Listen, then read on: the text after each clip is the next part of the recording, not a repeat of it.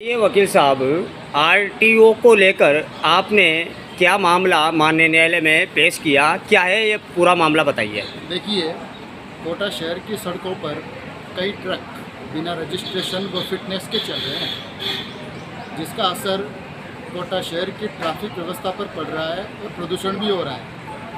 कोटा शहर की truck union से जुड़े आधे से ज़्यादा ट्रक ऐसे हैं जिनका रजिस्ट्रेशन समाप्त हो चुका है और फिटनेस सर्टिफिकेट भी नहीं है उनके। 40 से 50 ट्रक 15 वर्ष से अधिक पुराने हैं। एनजीटी यानी कि नेशनल ग्रीन ट्रिब्यूनल के नियमों के अनुसार इनका संचालन शहर की सीमा के अंदर नहीं हो सकता। ऐसे ट्रक प्रमुख व्यावसायिक क्षेत्रों, औद्योगिक क्षेत्रों और मंडियों में आते जाते हैं, देखा जा सकता है। ट्रक कोटा यूनियन के कई ट्रक वर्षों से कोटा शहर की सड़कों पर चल रहे हैं, जबकि इनके आवश्यक दस्तावेज, फिटनेस, बीमा, टैक्स और रजिस्ट्रेशन की वैधता समाप्त हो चुकी है।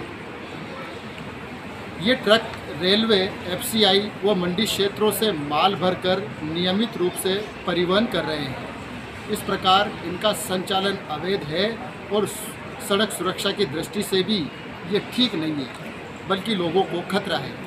इसी बात की अनदेखी प्रादेशिक परिवहन अधिकारी यानी कि आरटीओ कोटा, जिला परिवहन अधिकारी डीटीओ कोटा और डीवाईएसपी यातायात कंट्रोल रूम कोटा के द्वारा की जा रही है। इसी समस्या के समाधान के लिए जनहित व जन उपयोग में एक याचिका लोकेश कुमार सैनी एडवोकेट, धर्मबंधु आर्य स्वतंत्र पत्रकार, जगदीश अरविंद क्राइम रिपोर्टर जननायक कोटा और जगदीश प्रसाद नायक समाज सेवी सुभाष नगर सेकंड कोटा द्वारा एक याचिका इन तीनों के विरुद्ध माननीय न्यायालय में पेश की गई है, जिसके अंदर यह प्रार्थना की गई है कि इस प्रकार के अवैध ट्रक जो ट्रक यूनियन के हैं वो कोटा शहर के अंदर बिल्कुल नहीं चलने चाहिए और जो ट्रक 15 साल से पुराने हो चुके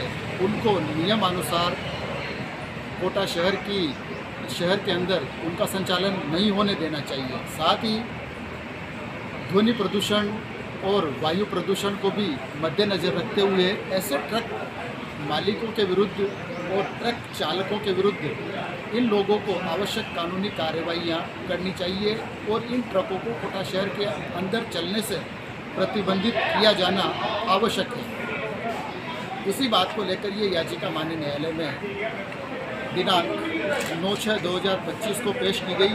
माननीय न्यायालय ने इस मामले को सुना और दर्ज रजिस्टर करके इन तीनों को डीटीओ, आरटीओ और डीवाईएसपी ट्रैफिक को तलब किया है जवाब के लिए और तारीख दी है इसमें 3/7/2025। लेकिन वकील साहब, इसमें एक सवाल बनता है कि पूर्व में भी राज्य सरकार और केंद्र सरकार द्वारा 15 वर्षीय जो पुराने वाहन हैं उनको पाबंद करने के लिए एक प्रेस नोट, एक आदेश जारी किया था।